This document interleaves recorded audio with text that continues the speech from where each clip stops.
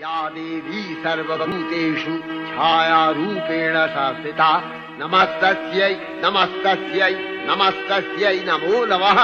या देवी सर्वभूतेषु शक्तिरूपेण संस्थिता नमस्तस्यै नमस्तस्यै नमस्तस्यै नमो नमः।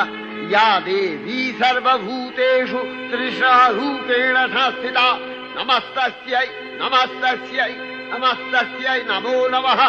या देवी सर्वभूतेषु शान्तिरूपेण संस्थिता नमस्तस्यै नमस्तस्यै नमस्तस्यै नमो नमः।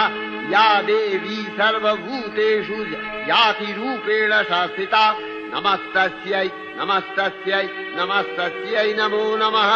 या देवी सर्वभूतेषु लज्जारूपेण संस्थिता नमस्तस्यै नमस्तस्यै नमस्तस्यै नमो नमः।